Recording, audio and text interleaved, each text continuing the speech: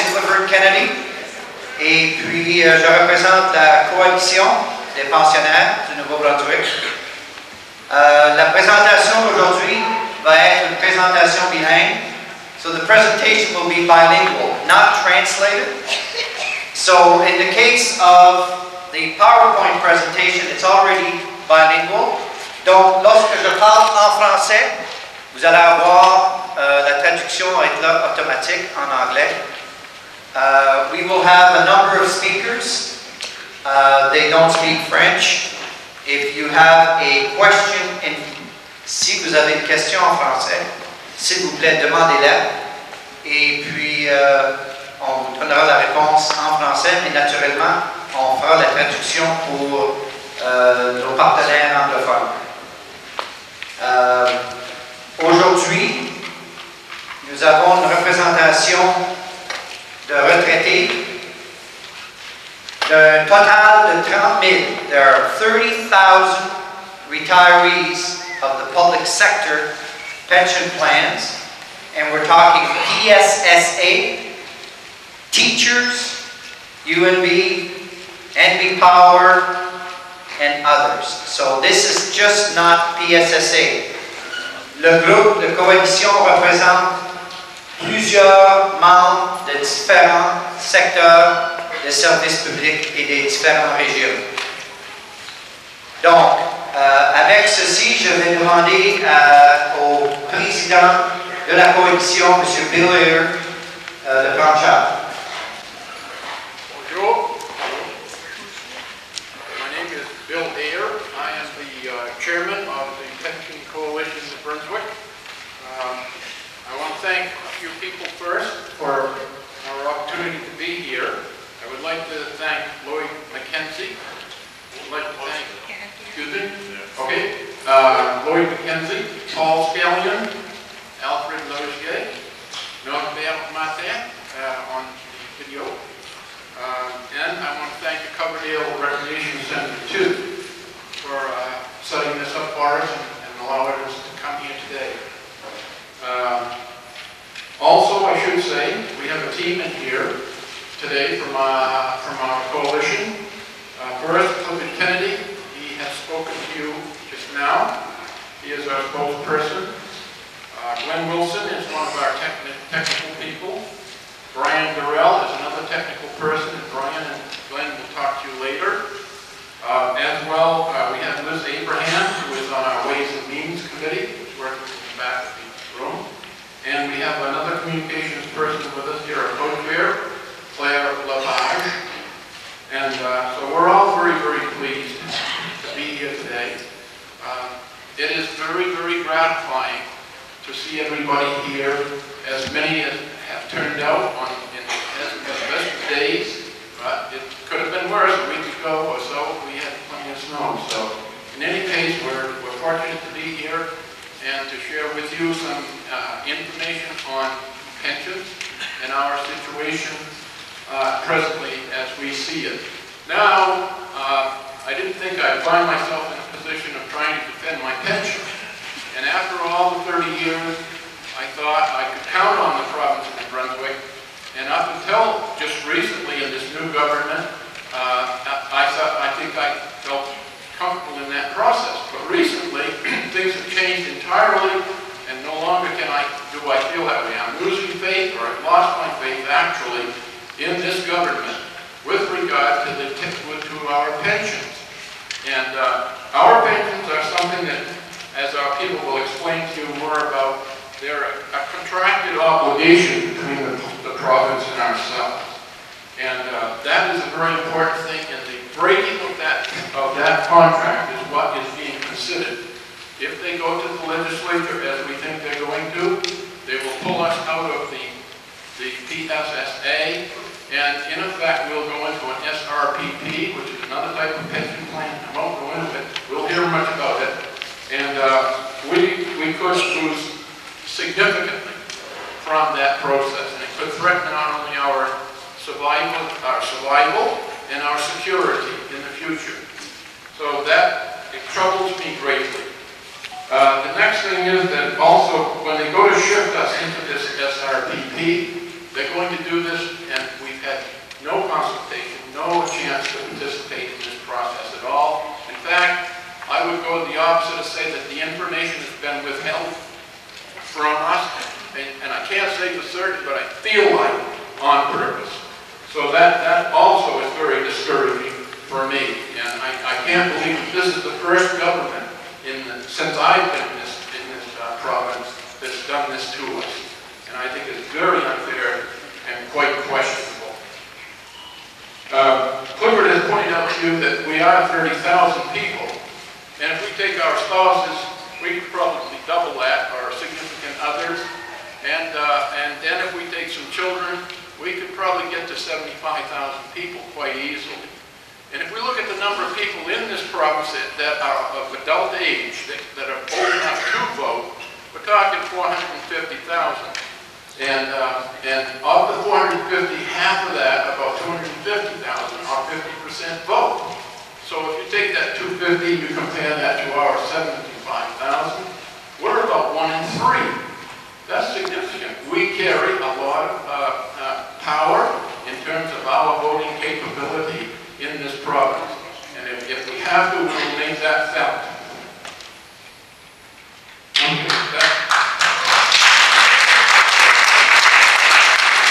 Also, I can tell you that the fact that you're here today is a testament to the fact that this whole movement that we've been involved in a little bit over a month now, and we've had, in Fredericton, we started with something like 10 to 20 people.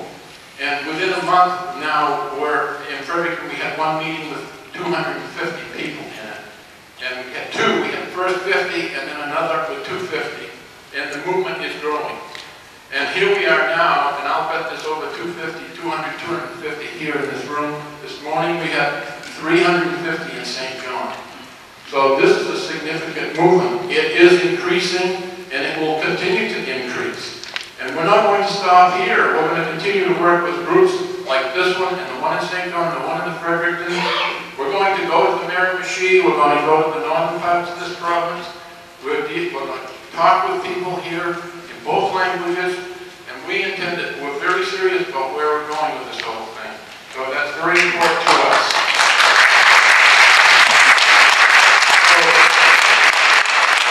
Notre but est de demander au Premier ministre et son gouvernement d'honorer leur engagement de longue durée envers les retraités. Et qui sommes-nous? Who are we? We're approximately 30,000, as was mentioned, and we represent a variety of public service pension plans, whether it's PSSA, UNB, teachers, NB Power. We're all in this together. Nous avons une variété de régimes de retraite dans les services publics. Ça inclut les veufs et les veuves. Et nous avons rempli nos obligations d'emploi. Throughout our career, from the day we started, we made a commitment to the province. We fulfill those commitments every day for however long we work. For me, it was 26 years of service with the province of New Brunswick to service New Brunswickers. Others up to 30, 35. We made a commitment to our employer. Nous avons contribué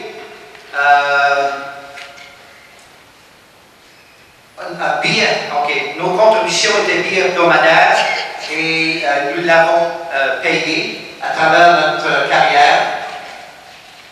The average PSSA retiree, so we're going to take an example, just a PSSA retiree. Average receives approximately $21,000 a year, and the widow or widower will receive 50% of that. And the average retiree is 69 years old. Let's not forget that. Notre pension, c'est une garantie de prestation de base. C'est ça que nous avons entendu du début. C'était 2% par année de travail. guaranteed indexation to CPI, cost of living, so the Consumer Price Index. Et nous avons un plafond de 5 à 6%, dont nous étions d'accord avec. There are a number of people that pre-retired, like myself, and I was part of the WFA, Workforce Adjustment Package, and there were others prior to us under VERB, and these packages were guaranteed for life, including spouses. Notre pension est intégrée avec le régime de pension du Canada à l'âge de 65 ans, contrairement à nos politiciens où leur pension, our MLAs and ministers, their pension is 3% as an MLA, 6% for the 6% per year for the ministers, and it's not integrated. It is stacked on to their pension plan. Anybody want to talk about gold-plated? Ours is integrated, so we take a drawback at the age of 65. Okay. Nos craintes. Nouveau régime est un fait accompli. Jusqu'à date, nous n'avons eu aucune information et tout ce que nous avons entendu de Susan Rowland est que le plan, le régime ou le modèle est un fait accompli. There's been no transparency, no dialogue, no consultation, no data. We have absolutely no knowledge about assumptions that they've used. We heard things such as 22,000 scenarios that they went through, but never shared one with us. Nous n'avons aucune voix. Il y a un abus de confiance. And we have been deceived by the Premier and his government. And it's a one-size-fits-all. And that goes contrary to what the Premier has indicated, and I'll demonstrate to you what his quotes were. This is a one-size-fits-all, the way they're approaching the subject. C'est définitivement discrimination envers les retraités. C'est une expropriation de nos droits. And there's definite potential of reduction to our base benefits. We are not trying to be alarmist. Absolutely not. But you listen to Susan Rowland. I haven't heard any government official speak about it, so Susan Rowland is the one that speaks on behalf of government. And it's clear that based on the so-called Dutch model that she keeps referring to and banking all of her information on, which other people such as Brian Durrell and Glenn Wilson will be talking a little bit more in detail after my presentation, you will find out that reduction in benefits is real. We never said disappearance of benefits. We talked about reduction of base benefits. And then, let's click this in. If there's a reduction in base benefits, there's no indexation, right? Because if they bring down your base benefit, they certainly ain't going to provide cost of living increase. Le nouveau régime va nous donner l'indexation conditionnelle à 75% de l'IPC. This is the scariest part. There's going to be a new governance. This $10 billion fund public sector unions, public sector pension plans. It's a $10 billion fund. There will be no oversight from government. This will be administered completely outside of government, and absolutely no guarantee from government. Whereas, as it stands now, if there's any deficit, it's picked up by government. And just remember, a pension plan is deferred earnings. We agreed in our career that we would take less in salaries and benefits so that we would have something down the road. And we worked under those conditions. And we are not ready to accept a change in that pension plan from a guaranteed defined benefit to a shared risk model. I'm certainly not for it.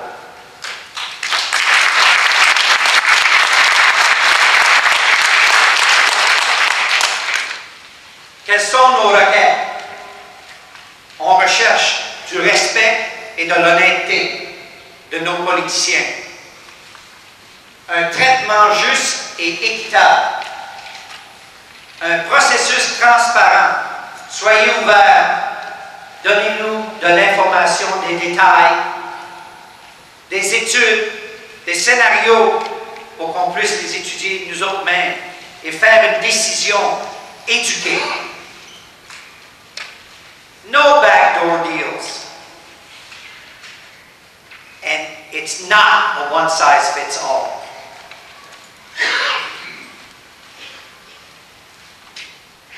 Nous voulons une pension garantie avec indexation à l'IPC.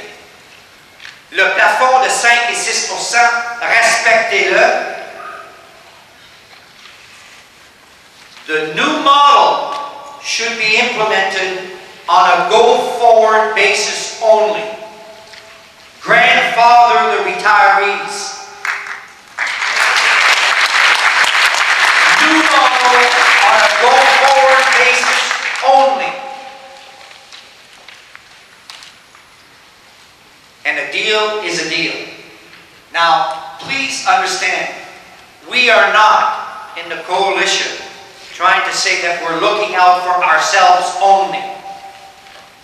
We are a group that is not represented in any way, shape, or form.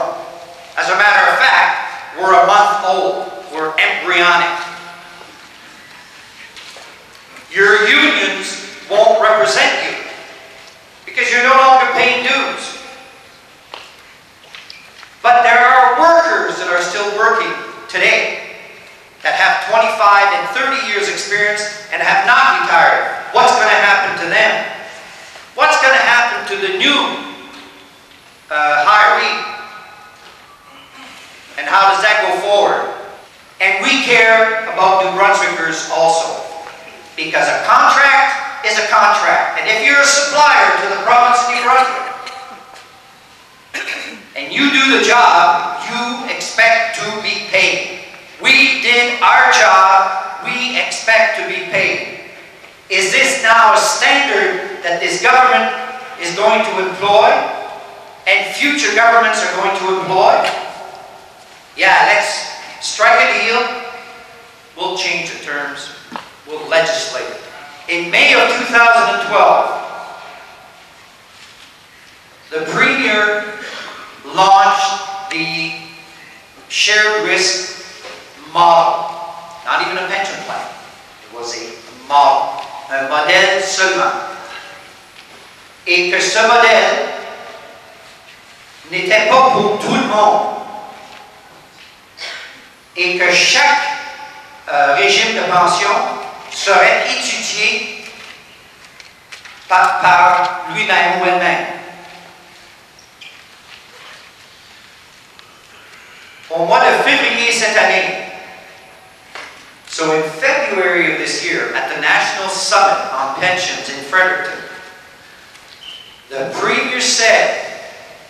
this basically was the best thing for New Brunswick, and that they were doing everything they could to educate the retirees. Have you been educated? You must have missed. Oh, you're one of those highfalutin civil servant. Yeah, that's what it is. Okay, you don't pay attention to those things. No.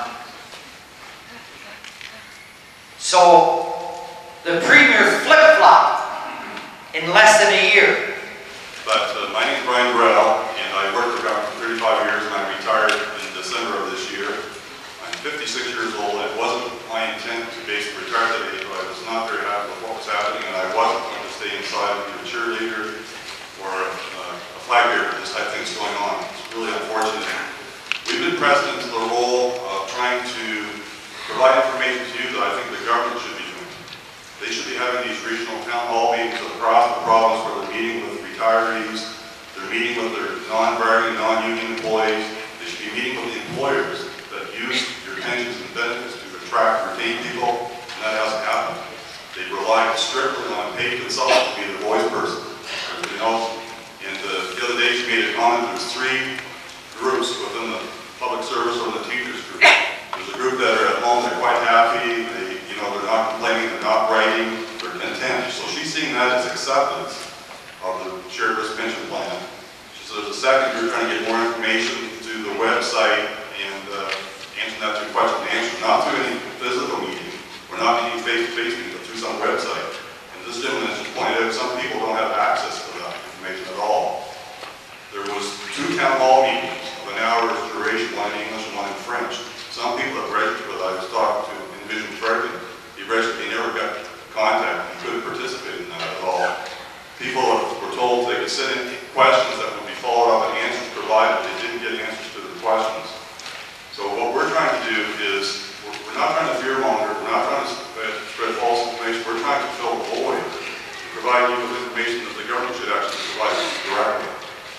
So I'm going to try to keep my remarks to a limited basis, but I think the important thing for us today is to hear the questions that you have and respond to your questions. But I did want to go back a little bit to some of the stuff because there's another individual that works with us that's not here today, Cyril Turret, some of you may know. He used to be the executive director of the Pension Administration Branch, so he knows a lot of the history of this pension plan. There was an op-ed piece in the paper where Ernie McKinnon, who was the CEO of Investment Management Corporation, put out some information about the historical situation. But what we're trying to do is balance the spin that the task force chairperson is putting out on this. And I find it quite disrespectful, some of the terms that she's using. I mean, Clipper made a joke about old folks not dying fast enough, but I mean, when she made a comment that, all that's really going to these meetings and showing up for performance senior executives won't take one penny less. I think that's important for people that are involved, that are informed, and trying to get information out. We shouldn't be disrespected that way. We're trying to create a dialogue with the government should have to direct it themselves. But your pension consists of 2 parts. There's the base pension, which is basically what you get every month now. And that would include any inflation or indexation that you were already granted. That's called base benefit. And ancillary benefit, you'll hear that term come up. That relates to your cost of living adjustment or future inflation or indexation you're going to get. It would cover things like a survivor benefit. I want you to understand that, and as the speakers before me have laid out, this pension plan is the public service pension plan and the teacher's pension plan are legislative pension plans. They're not negotiated pension plans. And under the Public Service Labor Relations Act, we were not able to negotiate anything with respect to our pension plan. We were told this is the plan, you have to pay for it, this is how the benefits are constructed, and that's what you get. Now, the government had an opportunity to put the shared risk pension plan on with the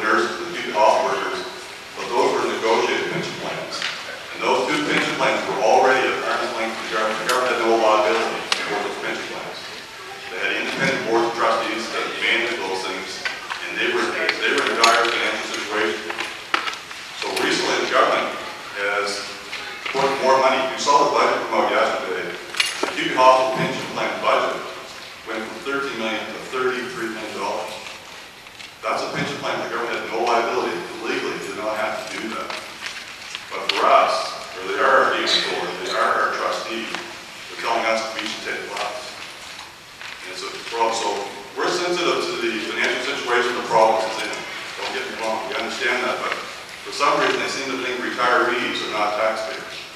And we pay property taxes, we pay income taxes, we pay sales taxes, and the budget passage is going to affect everyone here. If you're a smoker, you found that out this morning. So those things are going to happen. And I must remark, I'm not sufficiently bilingual like Cliff that I can do these remarks in French, so hope you'll understand that better. When we get the questions and answers, we'll try to deal with that if we have to. I also wanted to comment, Minister Hicks yesterday made a couple of comments in his budget speech. He talked about the fact that the coalition, he's putting some veiled threats in there that were resistant to change. It's never been our position that you couldn't change the pension plan. We simply said you need to change this on a go-forward basis. If you want to change the age from 60 to 65, you want to change the actuarial reduction of penalty from 3 to 5%, you want to increase contributions, you want to change things from a final 5-year average calculation to a career average calculation, you can go ahead and do that, but that should be on a go-forward basis. And in his budget speech, he also indicated that the CEO of the Ontario Teachers Pension Plan was quite pleased with the progress here in New Brunswick on the shared risk pension plan. But what he didn't say was the Ontario Teachers Plan made a change of conditional indexation, but it was on a go-forward basis on future service. It won't touch their retirees. So I found they're selectively picking dates, they're selectively picking certain messages, and what we're trying to do is balance the dialogue a little bit. The other thing that we're concerned about is they keep talking about the future is going to be based on the performance of the pension plan. Well, since 1996, the Investment Management Corporation has managed the assets of the Teachers Plan and the Public Service Plan and has more than met the required performance investment of the actuary. So there are ups and downs, but they've always added value and they've exceeded what the actuary required. So that's been since 1996. Now, when they move this money, and there are actually two trust funds, trust fund number 4 and 7, that amounts to about $10 billion. When they move that off of this board of directors at its arm's length, we don't know, they didn't provide no information that Investment Management Corporation is going to continue to be the investment manager. Are they going to be restricted in where they can go to try to add value? So they have provided that information. To me, that's unfortunate, because I think they've actually done a very good job. But the other thing, when you go forward into the new pension plan, shared risk pension plan, they're saying that your base benefit is not going to be reduced upon conversion. The important point there is upon conversion. It doesn't mean in the future it won't be reduced. So that's an important point, because your pension's not going down. It's not going to go down the first day when they convert it over, but in the future it could go down. The second part is they say that there's a 75% probability we're going to get consumer price index inflation protection. And the shared risk pension plan is all based on the Dutch model. And if you looked at what happened in that Dutch model recently, last year that pension fund that covered, it's the third largest pension fund in the world, covers public sector workers and teachers in Holland. They had a 13.7% return on investment. Despite that, this April they're going to take a 0.5% reduction on their base benefit and a potentially further 1.6% reduction on their base benefit next year. And so you're going to forego any inflation protection and there's potential reduction. And that's despite a 13.7% return on that fund over there. So there are a lot of factors that go into not just the performance of the fund, but other factors that they take into this value.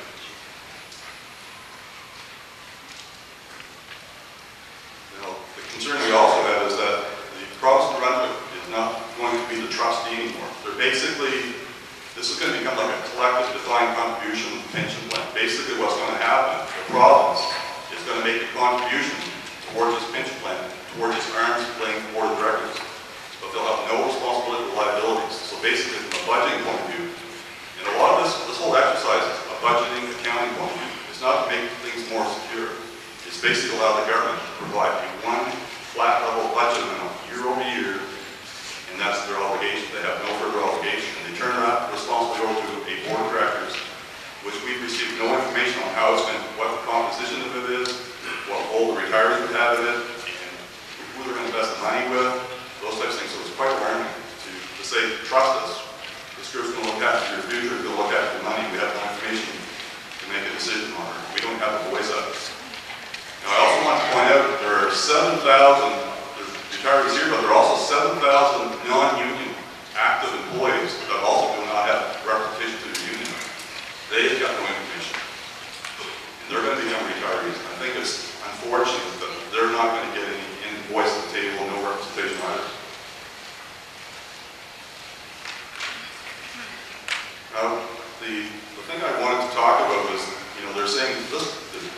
example, public service plan being funded around 90% because of the longevity or mortality, people living longer, it went down to about 84%. But what they didn't say was by changing the career average, or from a final 5-year average to career average, we're going from 60 to 65 and changing the penalty. Those would actually help the funding ratio. They don't talk about that stuff. They just paint the worst picture. And we've not been provided with any of those costs to question what assumptions you're using or why you're doing what you're doing. But I want to leave some comments where I want to questions about the legal considerations. And we believe this is an employment contract situation where you were made an offer of a job with benefits and salaries and a pension. You accepted that offer, you performed your duties, and now because they don't like the terms, they want to alter the terms. That's no different than somebody like JD Irving, or supplying gas or goods or services. They're going to be expected to be paid by the contract that was in place at the time. So we believe we have grounds for the contract employment situation. This is also about trust law. That trust money, Trust 4, 7, I talked about $10 billion, that's not government's money. That's trust money there for the benefit of the beneficiaries, the retirees, and the active members that contributed to the plan. So I'm not sure how they can just go grab that money and move it off to an arm's length organization. There's also, we've got several lawyers that are working with us, or retired lawyers that were senior advisors to the government over the years to provide policy and direction. And they're involved in stuff. They're 20 and stuff native. And we've sent 2 confidential letters to the premium saying, you should need to stop and slow down and take a look at this stuff. And you need to consider these legal precedents. And we'd like you to get back. We're not trying to be confrontational. We're trying to understand where you're going. We're asking you to take your time and meet with us. We never get an acknowledgement of the letter. We get no response to the letter. So we basically found that we've had to become more out on the road, that type of thing. Because I think they think we'll just go away. And I'm not going away. Now there's an important case that was in New Brunswick. It's called Quinn versus New Brunswick. It's from 2010. And Quinn was a reference to Marianne Quinn, who was the president of the Brunswick Nurses Union. She was also the chairperson at the time of the Certified Employees Pension Plan. That plan was at arm's length from the government already. The government had no legal obligation to bail that pension plan out. So they went to the courts and asked what authority do we have to reduce benefits, increase contributions, or affect retirees. And when they went there, the attorney of record was Susan Rowland. Remember that name? She was a legal lawyer for the Certified Employees Pension Committee or board that went to the courts. And she said that the committee and her represented the retirees. Well, Judge Grant, the Court of Queen's Bench, said, with all due respect, you don't represent the retirees. I want to stop the proceedings, and he ordered them to get separate legal counsel for the retirees. So they had to hire an individual by the name of Gary Kaplan, who's a very prominent pensions lawyer. And the court case decision came down by Judge Grant was that when you retired, your benefits that you earned during your work life vested with you upon your retirement, including your cost of living. And basically, he said you can't touch them. So this has already been before the courts. The government's going to have to take extraordinary measures that they've never done before to try to expropriate your vested benefits. So it's quite serious. And I'm going to stop there and just go up before the questions. And I really want to respond to concerns you have. And like we said, we're not trying to be alarmists. We're trying to fill a void that's there. And we'd like to try to answer the questions we have. So if you'd like to come up here and ask the question, so we found an effect this morning in St. John when people came up to the microphone, everyone could hear the question and the response, but also put a different face on it. It's not just me or Glenn or Cliff or Bill that are up here talking.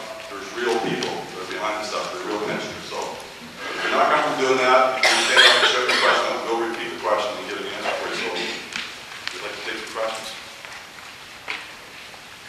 Anybody, if you got a question and you want to come up or not, just raise your hand. And I guess we got one here.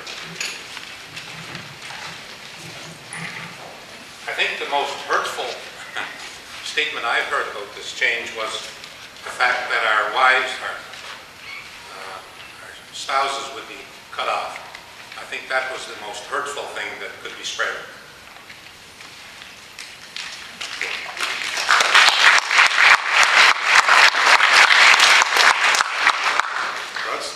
we have to be careful what we're saying, because what we're saying is that the spousal benefit is an ancillary benefit. And there was a question in St. John from one of the individuals asking whether a widow could have her pension stopped entirely. And we're saying that's highly unlikely. We don't want people to be misinformed or us to be accused of spreading wrong information, but there is a chance that if you're a widow or a widower with some survivor benefit pension plan, and there is a reduction to the base benefit, it's not just going to happen to the former employee, it's going to happen to everybody. So there's a chance of that being effective. If you turn over the guidance to an independent board, they're going to make their own funding policy, they're going to make their own decisions how this thing actually works. So. I did a bit of research on the Dutch model, so-called Dutch model. I did a bit of research on the so-called Dutch model that's been touted as the best. However, if you look at some of the documents that are online, the Dutch model included retirees, employees, unions, all the way from the initial part to presently in the administration of the plan. What we have here is one legal firm that is deciding to cherry-pick a very good plan and then claim that it is the Dutch model. It is very watered down. It's like chicken noodle soup. There's no noodles, there's no chicken to soup noodle service. It's been very stripped down. Yes, okay, right here. Do you want to come up here, or? Can I just? Yep, okay, we'll repeat it. It seems to me that what is going to boil down to in the end, in all likelihood, legal case. And I always was under the impression that when you signed a contract, you had to abide by the contract. The government apparently believes that that doesn't apply to government. There was recently, I believe, a similar type of thing that happened when the government broke the contract with Enbridge. Now, I'm not a big fan of Enbridge myself, but they had a legal contract to distribute gas in this province. The government said, no, we're going to do away with that. I've never heard whether it actually proceeded to court and what the courts have said, but it would seem to me that this could have, if that was declared legal, if they could just throw away the contract, that would be a bad precedent for us. I hope that it doesn't happen, but I would be worried about it. My comments in that situation is just described is that I think, the government continues to do that with Enbridge, and now does it with its former employees. It's going to really chill the ability of people that want to lend money to the province of New Brunswick. Are they going to stand behind their collective agreements or their contracts? And I was talking to a former district medical health officer, and he had an opportunity to work in the province or work in the private sector. He came to work for the province based on what the salary positions were going to get at that point. And part of his deferred wages was through this arrangement. And he was quite concerned when he talked about it. I said, we need to talk to the Brunswick Medical Society. And the Medical Society had not been contacted to let them know that their salary positions, the people that they represent, may be impacted by it. So he was quite disturbed by the whole thing. So I think you're raising a very good point. The other thing I would raise, under the Charter of Rights, under Section 15, the Supreme Court of Canada has already ruled that seniors and pensioners are a vulnerable group and that they should not be disproportionately discriminated against. And so I think there are also Charter of Rights in that legislation reigns supreme over any piece of legislation in the country. Yes, thank you very much for organizing this meeting for all of us. We're all new with all this information. I've received it in the past week. But I have a question, and it lingers in the back of my mind. We're seeing governments, federal government, for example, taking a lucrative $57 billion in EI and putting in general coffers. Could this happen to our pension, saying, well, we're going to take your money, 10 billion, you said, I think a while ago, and we're going to put it in general fund, but we'll guarantee it. So I'm asking the question, is that in the picture also? I would say that would be highly unlikely because this is trust money. So that's why I said the trust law starts to involve that. I won't say that anything's impossible. When someone's prepared to break their contract with you, I'm not sure how far they would go. I'm not sure they would go that far, but you have to remember too that when the government was backstopping the financial obligations to this pension plan, they matched your contributions or took contribution holidays or took money out of the pension plan, you didn't really worry about it because you said, as long as I get my pension and I get my benefits as they were provided for my contract of employment, how they want to run their financial affairs is up to them. But now all of a sudden they're saying, well, it's underfunded, there's not enough money, we're going to have to cut benefits. Well, let's go back in history and look at what happened in terms of contribution during that time. So I think it's a good question. I just don't have a real answer for it other than that. I think it was probably likely. I know that this is probably difficult for you to answer, but I was just wondering, let's say the pension plans would have been changed 7 or 8 years ago to the shared risk plan. What would that have meant to us as retirees in terms of our benefits and that, in your opinion? I know it's very difficult to answer that, because you probably don't know what the new model is going to be like. But I'm just wondering what you believe the change would have been, if any change. Because according to Susan Rowland, we'd be better off. I'm just wondering, in your opinion. Yeah, that's a very hard hypothetical question to answer, and I would propose to try to give you all the answers. But, you know, in reality, the active employees that are still working there today are going to be faced with that.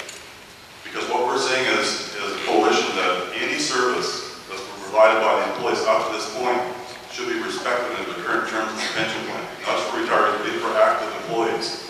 If you want to change the arrangement on a go-forward basis, you're changing the terms and conditions of employment. Employees have a choice whether to accept them, stay there and work in those revised terms, or go somewhere else and work. Or they can demand through the union negotiations more money today to replace what they're not going to get later. But you have to remember the Dutch model started this thing decades and decades and decades ago.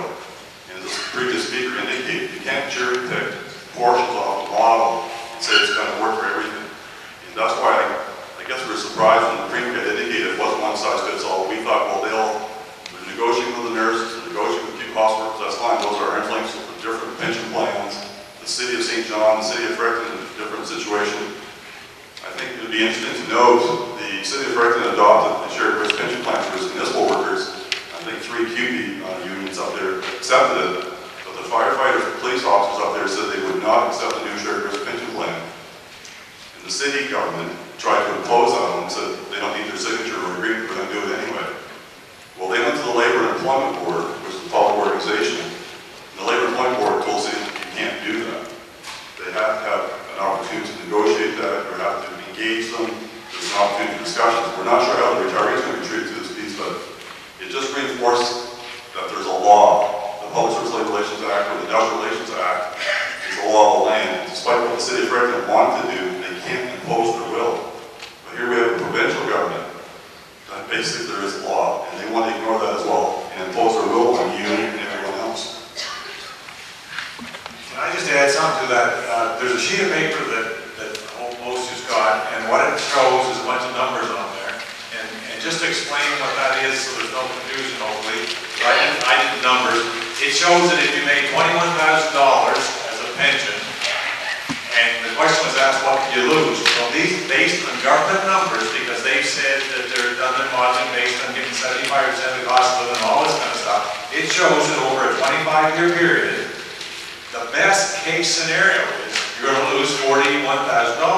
So roughly, you're going to lose over a 25-year period, if you're retired that long, you're going to lose double your income. So it's real dollars. Now that's the best case. If something happens that the cost of living, you get no cost of living increase, which personally, I know Brian's more polite than I am. I think what will happen simply if this goes through, we'll get the cost of living, and maybe this is spreading the rumors that Brian don't like to. I think we'll probably get it this coming year because there's an election. After that, we won't see another one for a long time, and that's what I believe. But that shows there using the government numbers. We're going to lose $41,000 on a $21,000 pension. If you have to be lucky enough to get a $40,000 pension, you're going to lose $82,000 over 25 years. You can do the numbers yourself. Thank you very much, gentlemen, for putting up a sort of a fight, if I can call it that. My question is short. It comes from the literature that I've been reading, and that is, this is all going to end up in court. Am I right? This is what it's early yet, but if it does land up in court, I'm probably getting ahead of myself. are we in a position to be able to finance a good lawyer? It's interesting because to this point we've been trying to be non-confrontational and cooperative. We try to quietly go behind the scenes to work with the premier to say, you need to seriously slow this down and take a look at it. You can't just be relying on a spokesperson that's being paid a good sum of money from Ontario to give you the advice. There are people around here that have legitimate concerns. You should be out meeting with them. But we're not stupid. Some of us have been around for a while, so we said we need to prepare if we're going to go to court.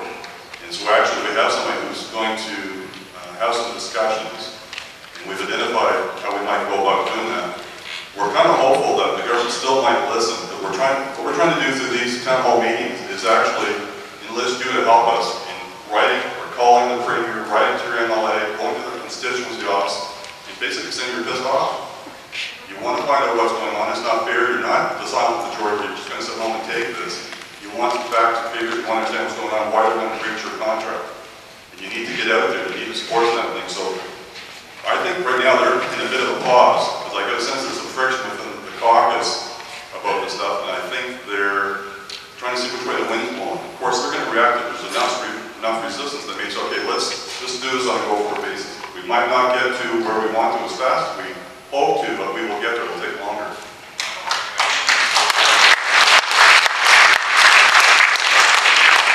I find it interesting, one of the elements of the shared risk pension plan is to change the age from 60 to 65. And you've seen the communication that says it's going to take 40 years to fully implement the shift from 60 to 65.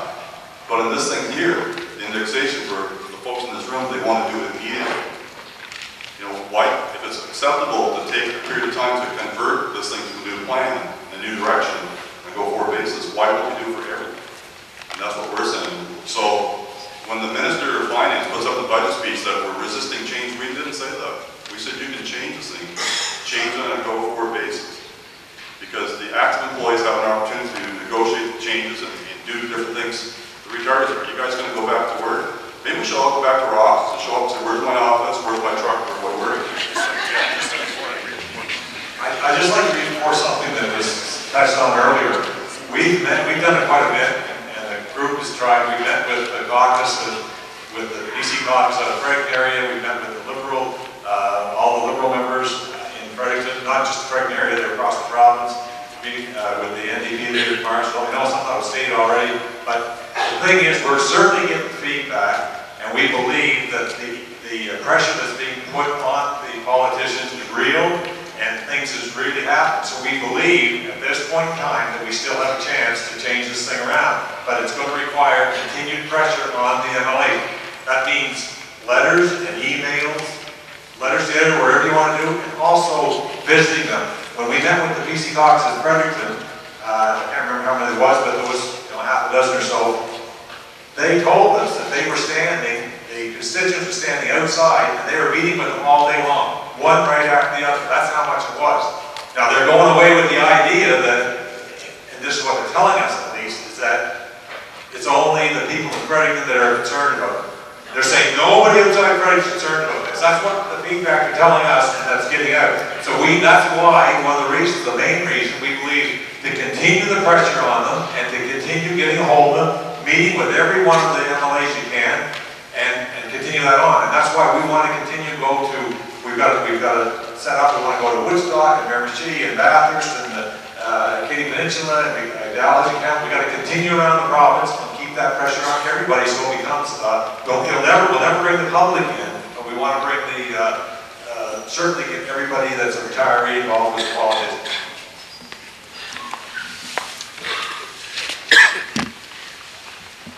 A number of individuals that I've spoken with in the last week, their initial reaction was, hey, I think you're just running scared here. The only thing that's going to happen is that we might not get a cost of living increase each year. And of course I answered them saying, well, no, it's also possible that there would be a reduction to our base pension. The government uses the term shared risk. Now, who are we sharing the risk with? So that's it. We're all sharing it. The government is going to let us share it all, one with each other.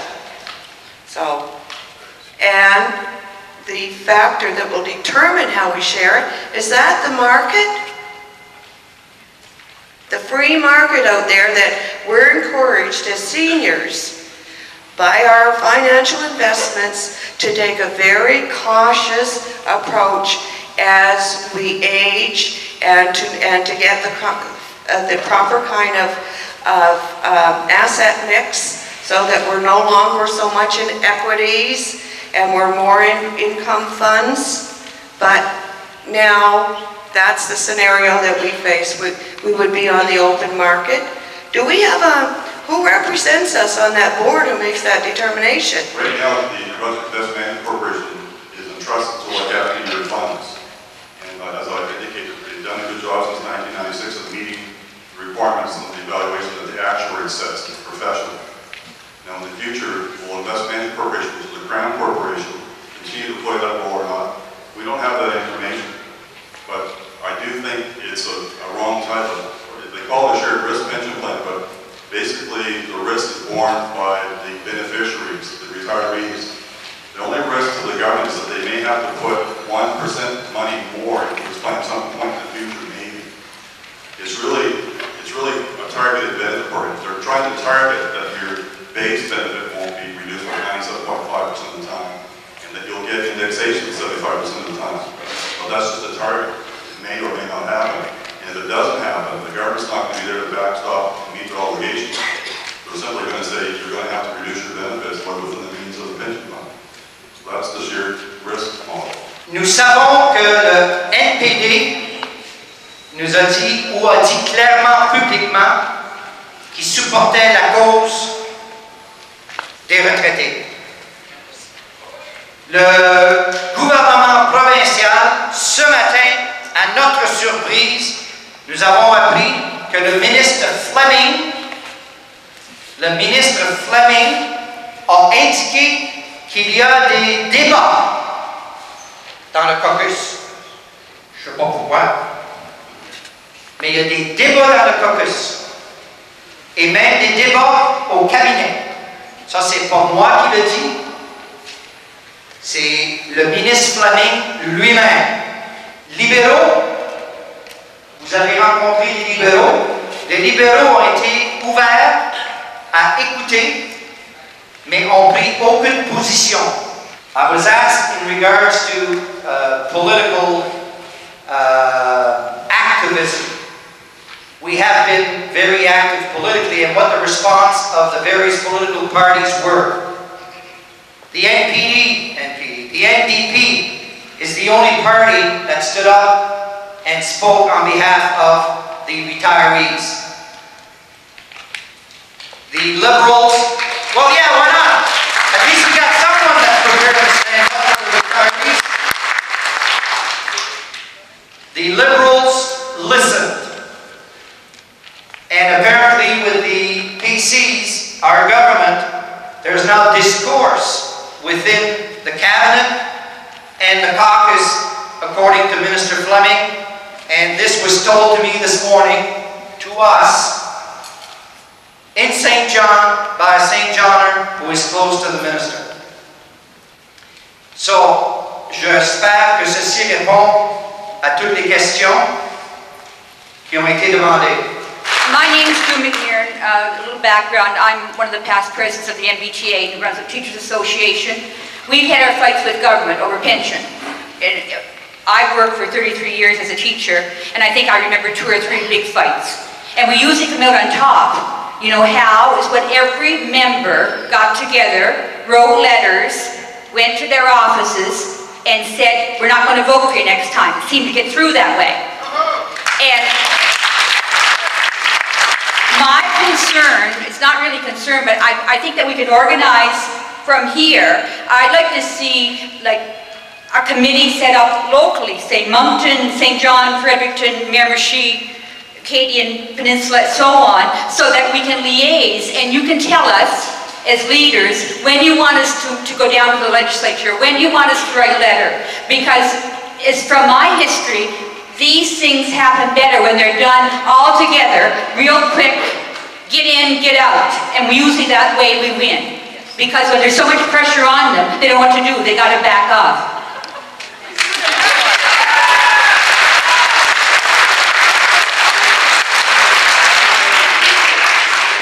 You